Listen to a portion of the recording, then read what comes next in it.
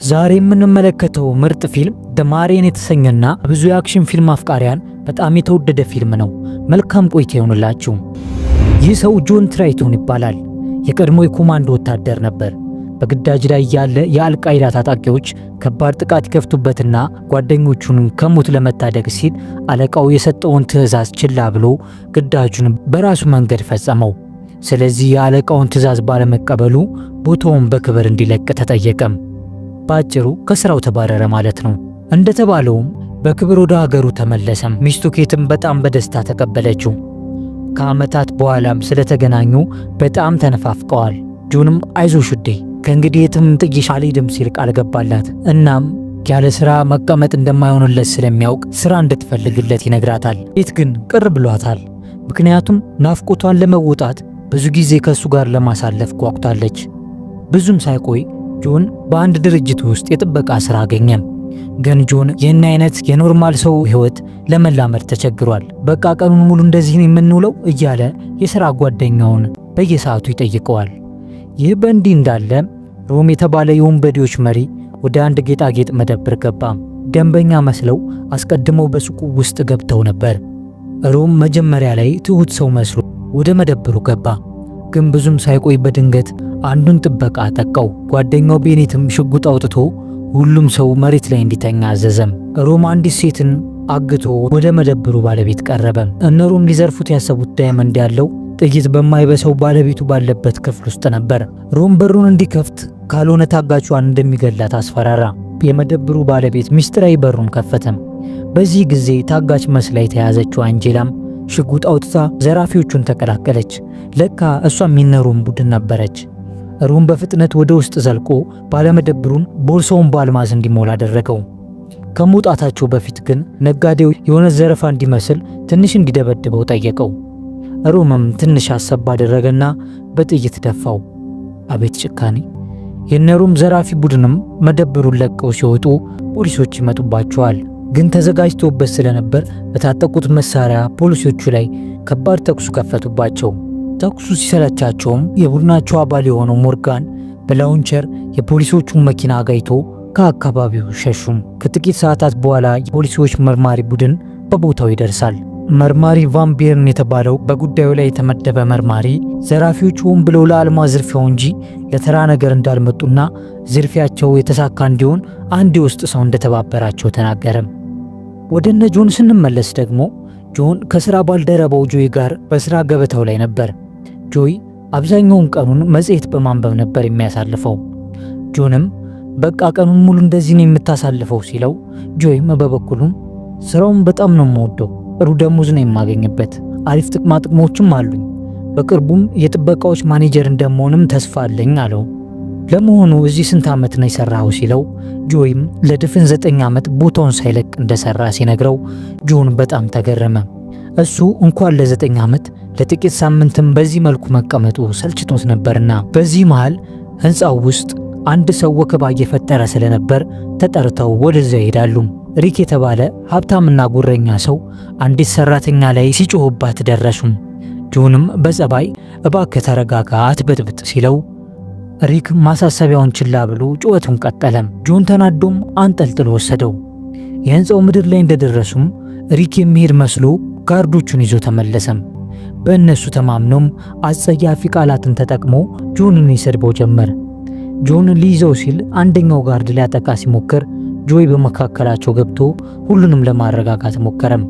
ለጆንም እንደዚህ አይነት ሁኔታዎች ሁልጊዜ ሊፈጠሩ እንደሚችሉ ገለጸለት። ጆን ግን ተናዶ አታዩም እንዴ ጭራሽ ሊመታ ይሞክር እኮ ነበር፣ በጭራሽን ማድረግ አልነበረበትም በማለት ላይ ሳለም ከሪክ ጋርዶች አንደኛው ጆይን በእጁ በንቀት መልኩ ይገፈትረዋል። በዚህ ጊዜም ጆይ በጣም ተናዶ ጸቡን ራሱ ጀመረው። በጋርዶቹና በነጆን መካከልም የሚገርም ድብድብ ተጀመረ። ግን ጆን ሁሉንም ማዝረከረካቸው። በመጨረሻም ሪክም በመስታወቱ በር በኩል እንደ ዕቃ ወርውሮ ጣለው። ሪክም አፈር ከበላበት ተነስቶ ሁለቱም ያደረጉት ነገር በካሜራው እንደተቀረጸና ከስራቸው እንደሚባረሩ ዛተባቸው። ብዙም ሳይቆይ ሪክ ያለው ነገር እውነት ሆነ። ሁለቱም ከስራ ተባረሩ። የጆይ የጥበቆች ማናጀር የመሆን ተስፋውም ተነነ። ሁለቱም ምንም እንዳልተፈጠረ ራሳቸውን ለማጽናናት እየሞከሩ ነው። ጆን ታውቃለህ የባህር ኃይል ልምምዴ ከዚህ ከቢሮ ስራ ጋር ምንም አልጣጣም ብሎኛል። እኔ እንደዛ ነው እየተሰማኝ ያለው ሲለው፣ ጆይም በበኩሉ እንደዛ ብለህ ማሰብ የለብህም፣ ምክንያቱም ህይወት አንተ ባላሰብከው መንገድ ስለምትለዋወጥ አንተም ይህንን ሁኔታ መላመድ አለብህ ይለዋል። ጆን ግን እሱ በፈለገው መንገድ ብቻ ነበር መኖር የሚፈልገው። በተመሳሳይ ሰዓት ዘራፊዎቹ ሮምና አንጄላ በአንድ ሆቴል ውስጥ ዓለማቸውን እየቀጩ ነበር። አንጄላ በዘረፋቸው ወቅት ትንሽ የተሳሳቱት ነገር እንዳለ የተሰማትን ነገረችው። እሱ ግን ሁሉም ነገር በእቅዱ መሰረት እንደሄደ ነገራት። በመሃልም የሮም አለቃ ደወለም። አለቃው ሁለት ፖሊሶችን በመግደላቸውና በግዴለሽነት በመንቀሳቀሳቸው አብዝቶ ወቀሰውና ቃል የተገባላቸውን ገንዘብ ለማግኘት ከፈለጉም በአስቸኳይ አልማዞቹን እንዲያስረክቡ አዘዘው። ከዚያም ጆይ ጆንን ወደ ቤቱ አደረሰው። ሲለያዩም በስራ ቦታ የተፈጠረውን ነገር ለማንም እንዳይናገር ሲያስጠነቅቀው ሐሳብ አይግባ ወንድሜ፣ ለማንም አልናገርም ብሎት ተለያዩ። ግን ጆን ከሚስቱ ጋር ጥሩ ጊዜ እያሳለፈ ሳለ በቴሌቪዥን ዜና ላይ ጆን ሲደባደብ ታየም። በዚህም ምንም እንዳይታወቅበት ሲያስመስል የነበረው እቅዱ ከሸፈም። ኬት ግን ምንም አልመሰላትም ነበር።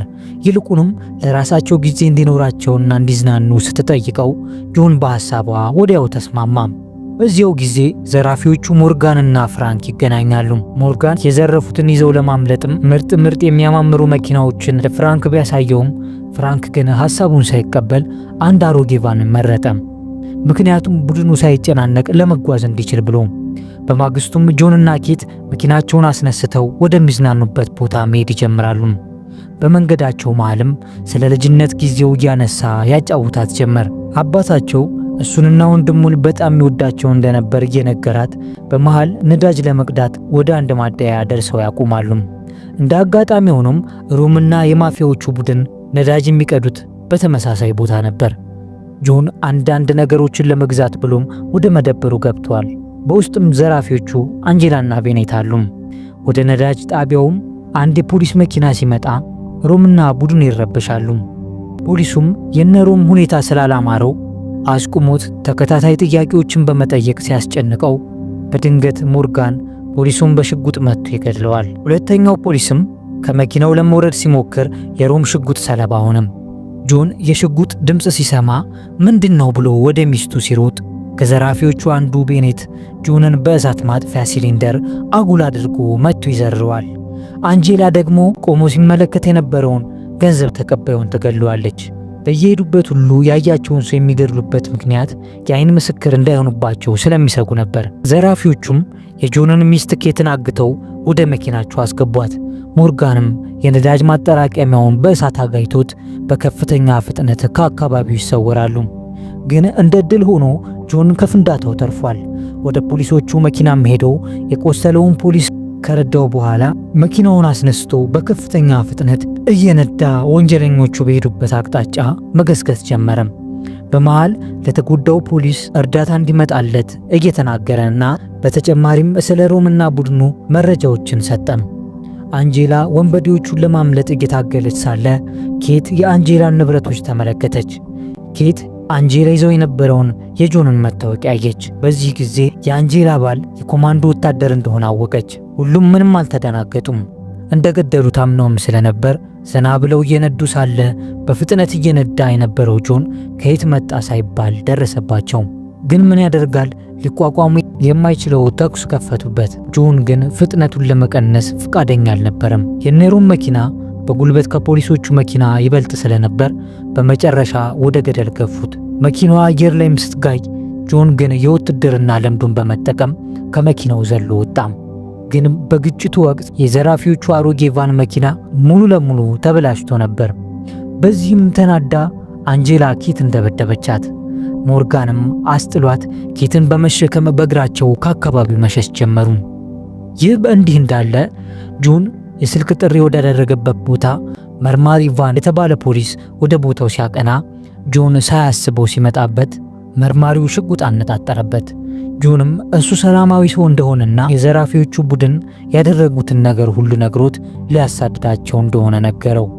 መርማሪው ቫንም እነሱን እንድትከታተል ግን ፈቃድ ልሰጥ አልችልም ሲለው እኔ እኮ ፍቃድህን እየጠየቅኩ አይደለም፣ እነርሱን ለመፈለግ ያንተ ፍቃድ አያስፈልገኝም ብሎት ዘራፊዎቹ ሚስቱን ይዘውት ወደ ገቡበት ጫካ መሮጥ ጀመረም። አንድ የፖሊስ ሄሊኮፕተርም እነ ሮምን እየፈለጋቸው ነበር። በዚህ ጊዜ በሞርጋን ጀርባ ተንጠልጥላ የነበረችው የጆን ሚስት ከትከሻው ላይ ተስፈንጥራ አምልጣው ስትሮጥ ወዲያውኑ ይዟታል።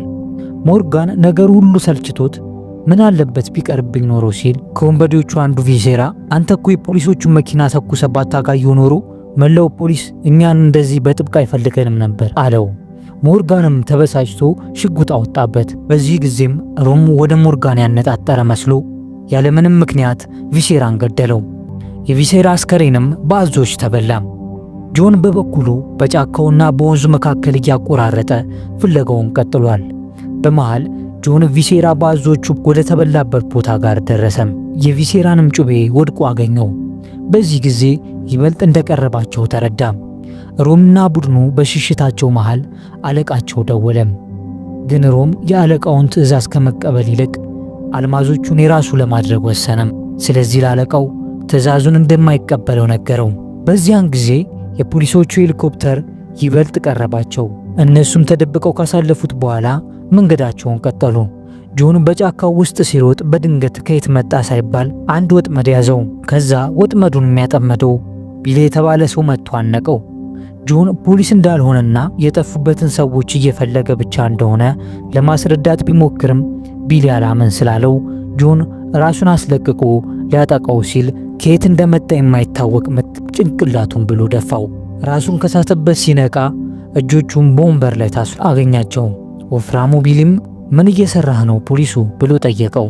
ጆንም ፖሊስ እንዳልሆነ ደጋግሞ ቢነግራቸውም ስላላመኑት አጉል አርገው ይቀጠቅጡት ጀመር። ጆንም ስቃዩ ሲበዛበት ራሱን ማዳን ስለነበረበት ሁለቱንም ክንዱን አቅምሷቸው ከታሰረበት ቤት አመለጠም። እነ ሮምም በጫካው መሃል አንድ ቤት ያገኛሉ። ወደ በሩ ቀርበው ሲያንኳኩ የሚከፍትላቸው ስላጡ በራሳቸው ከፍተው ይገባሉ። ሮም ሞርጋንን ወደ ምድር ቤት ሄዶ ጄኔሬተር ካለ ፈልጎ እንዲያበራ ትዕዛዝ ሰጠው። ሞርጋን ግን በመታዘዙ ደስተኛ ስላልነበር እያልጎመጎመ ወደ ምድር ቤት ሄደም። በዚህ መሃል ኬት የታሰረችበትን ገመድ በቀስታ እየፈታች ነበር። ሞርጋን ግራውንድ ውስጥ ገብቶ ትንሽ ከፈለገ በኋላ ጄኔሬተሩን አበራና ሊወጣ ሲል ጆን ከየት መጣ ሳይባል በድንገት ተከመረበት። ከባድ ጸብም ጀመሩ። ከደቂቃዎች ለአስጨራሽ ትግል በኋላ በመጨረሻም ጆን ጩቤ ወቅቶ ገላገለው። ሮም ወደ በረንዳው ወጥቶ ስልክ ማውራት ጀመረ። ፍራንክን ነበር የሚያዋራው። ፕላን ኤ ሙሉ ለሙሉ ከሽፎብናል። አሁን ወደ ፕላን ቢ እየገባን ነው። አንተ በፍጥነት መኪናውን አስተካክለ መድረስ አለብህ አለው። ንግግራቸውንም ጆን ከስር ሆኖ በትኩረት እየተከታተለ ነው። ውስጥም ኬት አንጄላን አንቺ እኮ ለሮማ አሻንጉሊት ከመሆን ውጪ ምንም አይደለሽም ብላ አናደደቻት። ከቡድናቸው አባላት አንዱ ቤኔትም ሮምን ቀጣዩ እርምጃችን ምንድነው ብሎ ጠየቀው። ያሉበትን ከተማ ለቀው ወደ ፊኒክስ መሄድ እንደሚያስፈልጋቸው ነገረውና ሞርጋን ስለቆየበት ሄዶ እንዲፈልገው አዘዘው። ቤኔትም ወደ ውጭ ወጥቶ ሞርጋንን በመፈለግ ላይ ሳለ አሁንም ጆን ተከሰተበት። ከጆን ጋር ለረጅም ደቂቃ የሞት ሽረት ትግል አድርገው ቤኔት አበቃለት። ጆን ግዳዩን ተሸክሞ ከሞርጋን ጋር ወስዶ ሲቀላቅለው መርማሪው ቫን ሽጉጥ ደቅኖ ብቅ አለና አሁንስ ስንት ኢላማዎች ቀሩህ አለው። 2 ብቻ ብሎ መለሰለት። በዚህ ጊዜ እነ ሮም በቤት ውስጥ እንዳሉ መብራቶቹ መንቀጥቀጥ ሲጀምሩ ሁሉም ተደናገጡ። ኬትም እድሉን ተጠቅማ ለማምለጥ ስትሞክር አንጄላ በፍጥነት ተከታተለቻትና ሁለቱም የሚገርም የሴቶች ጸብ ጀመሩ። ትንሽ ከታገሉም በኋላ አንጄላ ሽጉጥ አውጥታ ወዴትም እንዳትንቀሳቀስ አስፈራራቻት። ጆን ወደ ውስጥ በመዝለቅ ሮም ላይ ሽጉጡን ደቀነም። መርማሪው ቫንም ከጆን አጠገብ ገብቶ ሮም ላይ አነጣጠረ። ግን ሮም ሞኝ ስላልነበር ለመርማሪው ቫን ጆንን የምትገድለው ከሆነ የአልማዞቹን ግማሽ እሰጥሃለሁ አለው። የሰማውን ነገር ማመን የከበደው ቫን ወዲያው ሽጉጡን ወደ ጆን ያዞራል። ግን ጆን በፍጥነት ቫንን አንቆ ያዘው። የሁለቱ ጸብም ለሮም ተመችቶት ጆን ላይ ተኩስ ከፈተበትና ሲደበቀው ሮምና አንጄላ ታጋቿን ኬት እየጎተቱ ወደ መኪና ወሰዷትና ሮም ምድር ቤት የነበረውን የነዳጅ ማከማቻ በሽጉጥ ተኩሶ ቤቱን አጋይቶት ከአካባቢው ይሸሻሉ። ከዚህም ከባድ ፍንዳታ ጆን ዘሎ አመለጠም። እንደዚህ አይነት ነገር ሲከሰት ወታደራዊ ግዳጅ ላይ ያለ ስለሚመስለው ጆን ይመቸዋል። ወደ ወንዙም ዘሎ ከፍንዳታው ካመለጠ በኋላ እየዋኘ እያለ በአካባቢው ላይ ዘራፊዎቹን ሲፈልግ የነበረ አንድ ፖሊስ ይመጣበታል። እናም ፖሊሱ ጆን ከውሃው ከወጣ በኋላ ጠብቆት ሊይዘው ይሞክራል። ጆንም እጅ የሚሰጥ አስመስሎ ፖሊሱን ይዘርረውና በራሱ ካቴና አስሮት በጀልባው ከአካባቢው በፍጥነት ይሄዳል። ወደ ነሮም ስንመለስ ደግሞ አንጄላ አልማዞቹን በጉጉት እየተመለከተች ነው። ሮም ለራሷ ብቻ መውሰድ እንደፈለገች ተጠራጥሯታል። ሆኖም ግን መኪና ለመቀየር እቅድ ያወጣሉ። መንገድ ላይም ወርደው አንጄላ ሰላማዊ ሰው መስላ አንድ ሹፌርን አስቆመችው። ከዛም ሹፌሩን ገለውት ኬትን ይዘው አዲስ በሰረቁት መኪና ማምለጣቸውን ይቀጥላሉ። በዚህ ጊዜ ጆን በፖሊሶቹ ሬዲዮ በአውራ ጎዳናው ላይ አንድ ሹፌር ተገድሎ መኪናው እንደተሰረቀበት ይሰማል። ጆን ወዲያው ነበር ይህን ያደረጉት ነሮም መሆናቸውን ያወቀው። ፍጥነቱንም ጨምሮ ወደ ወደቡ ሲቃረብ ከርቀት የነሮምን መኪና ተመለከተው። ኬት የጆንን መምጣት ከርቀት ስትመለከትም ትኩረታቸውን ለመስረቅ ለማምለጥ መረበሽ ትጀምራለች። ጆን በካቴና ከመኪናው ብረት ጋር አስሯታል። ከእርሷ ጋር ሲታገሉ ጆን ዘሎ መኪናው ላይ ወጣም። ወደ ጋቢናውም ቀርቦ በሩን በመክፈት ፊት ለፊቱ ያገኛትን አንጄላን በአንድ እጁ ወደ ውጭ አውጥቶ አሽቀነጠራት። ሮምና ጆንም በጭካኔ መታገል ይጀምራሉ። ሮም መኪናውን ከቤት ጋር እያጋጨ መንዳት ሲጀምር ጆን ሚዛኑን መቆጣጠር ባለመቻሉ ይወድቃል። ግን ሮም ሳያስበው ከነ መኪናው ወደ ወንዝ ውስጥ ይገባል። ጆን ክፉኛ ቢጎዳም ህመሙን እንደምንም ችሎ ወደ ወንዙ ውስጥ ገብቶ ኬትን ያወጣታል። የሞተች መስሉት በጣም ተደናግጧል። ግን ነቃችለት። ሳያስበው ሮም በደም ፊቱ ተሸፍኖ ከኋላው መጥቶ በወፍራም ካቴና ያንቀዋል። ሮም እየተጣላ የነበረው ከአደገኛ ኮማንዶ ጋር መሆኑን ረስቶታል። ከብዙ ትንቅንቅ በኋላ ግን ሮም ራሱ ባመጣው ሰንሰለት በሰቅጣጭ ሁኔታ ታንቆ ይሞታል። ሰዶ ማሳደዱም በዚህ ላይ ያበቃል። ሚስቱ ኬትም ሙሉ ለሙሉ ነቅታ ሳቀችለት፣ በደስታም እቅፍ አደረጋት። ፊልማችንም እዚህ ላይ ያበቃል። የዩቲዩብን ላይክና ሰብስክራይብ በማድረግ ሁሌም አብረን እንሆን። ሌሎች የቻናላችንን ቪዲዮዎችም እንዲመለከቱ ጋበዝኩ።